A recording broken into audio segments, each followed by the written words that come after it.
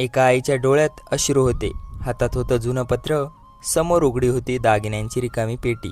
मोठ्या मुलाने आईचे सगळे दागिने घेतले. आई काहीही बोलली नाही, कारण तो तिचा लाडका मुलगा होता. पण त्या रात्री आईला एक पत्र जुन्या कपाटात सापडलं. ते पत्र वाचताच तिच्या पायाखालची जमीन सरकून गेली होती. कारण त्या पत्रात असं एक रहस्य लिहिलं होतं, ज्यामुळे संपत्तीच नाही तर संपूर्ण कुटुंब उद्ध्वस्त होणार होतं आणि मोठ्या मुलाचा खरा चेहरा उघड पडणार होता. सुमित्राबाई एकट्या होत्या. नवरा गेला होता.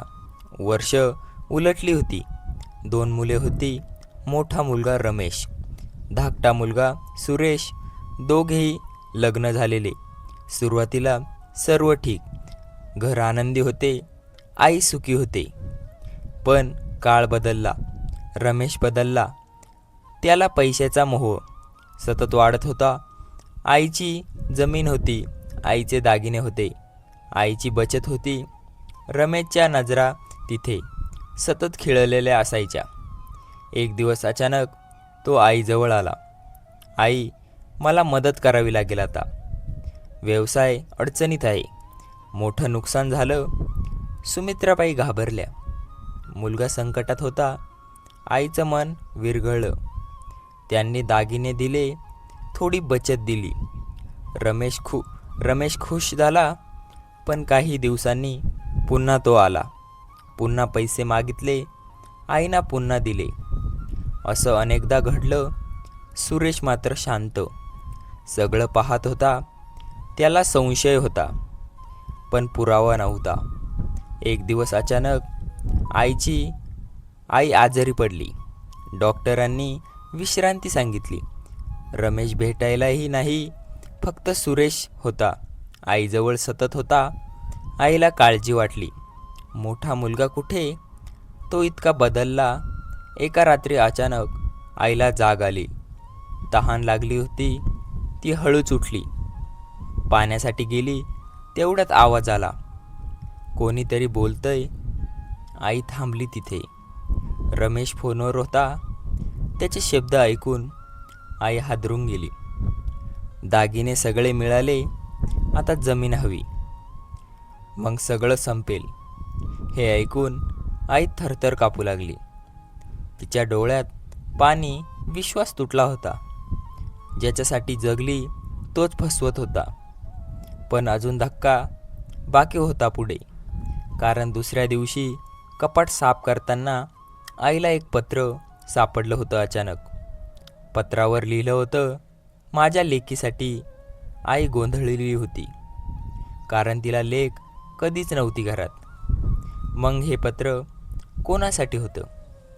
पत्र उघडताच तिथे हात थरथरले आणि डोळे विस्फारले. सुमित्राबाई घाबरल्या होत्या.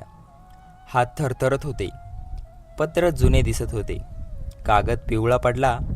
श्वास रोखून त्यांनी पत्र उघडले हळूच. पहिली ओळ वाचली आणि त्या स्तब्ध जागेवरच थांबल्या. कारण त्यात लिहिलं, माझ्या प्रिय लेकीसाठी. हे वाचून त्यांनी मोठा धक्का बसला. माझी लेक कुठे? माझे तर 2 मुलेच आहे फक्त. मग हे पत्र कोणासाठी लिहिलं? त्याने पुढे वाचलं, जर हे पत्र तुझ्या हातात असेल तर मी कदाचित या जगात नसेन. सुमित्राबाई डोळे भरले, कारण पत्र होतं त्यांच्या नवऱ्याचंच. पत्रात पुढे लिहिलं, मी एक मोठा सत्य लपवलं आहे. हे वाचताच त्यांच्या छातीत धडधड वाढली. सत्य काय असेल? ते विचारत पडल्या. पत्र पुढे सांगत होतं, आपल्या घरात जन्मलेली एक मुलगी होती. हे ऐकून त्या पूर्ण हादरून गेल्या. कारण त्यांना आठवलं, जन्मानंतर डॉक्टरांनी मुलगी मृत सांगितली. वर्षानुवर्ष त्यांनी तेच खरं मानलं. पण पत्रात लिहिलं, ती मुलगी जिवंत आहे आजही कुठेतरी. हे वाचून त्यांच्या डोळ्यातून अश्रू आले. पत्र हातातून सुटलं. त्यांना विश्वास बसत नव्हता. पुढे एक पत्ता लिहिलेला होता खाली, आणि एक नाव, स्वाती असं नाव. सुमित्राबाई रडू लागल्या, कारण त्यांची हरवलेली मुलगी जिवंत होती. मग त्यांनी ठरवलं सत्य शोधायचंच आता. दुसऱ्याच दिवशी त्या त्या पत्त्यावर गेल्या. लांबचं गाव होतं, जुनं छोटं घर, दारावर एक स्त्री उभी होती शांत. तिला पाहताच आई जागेवर थंबकल्या, कारण तिचा चेहरा अगदी त्यांच्यासारखा, दोघींचे डोळेही तसेच. स्वाती गोंधळली होती. तुम्ही कोण आहात?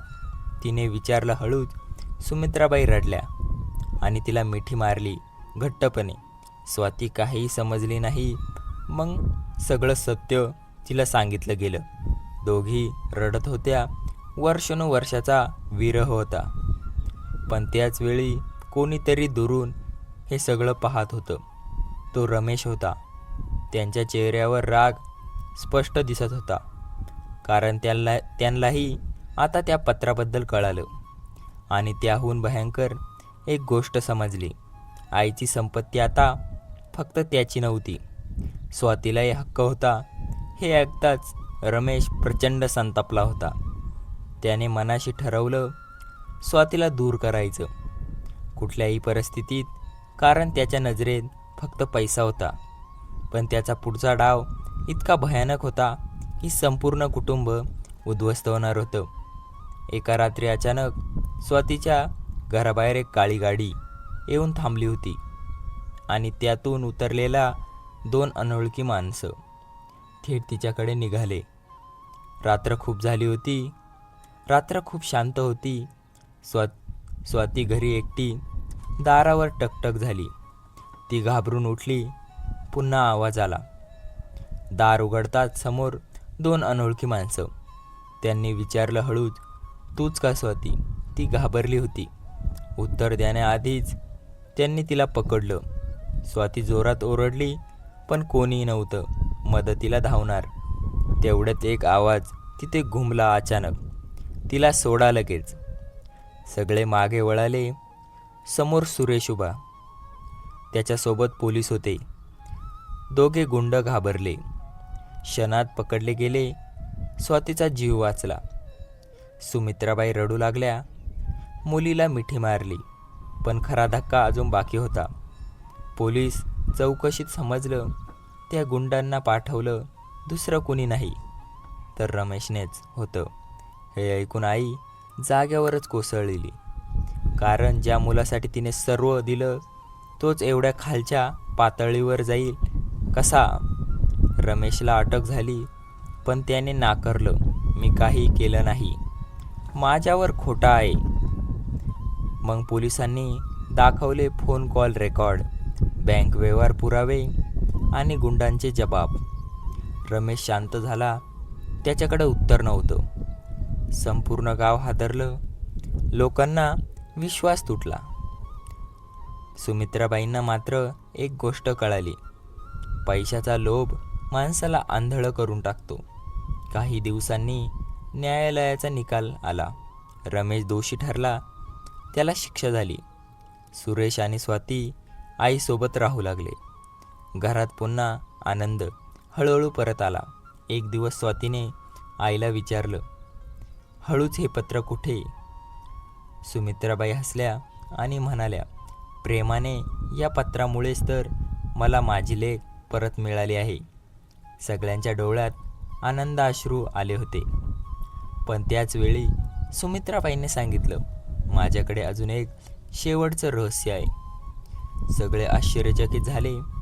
कसलं रहस्य?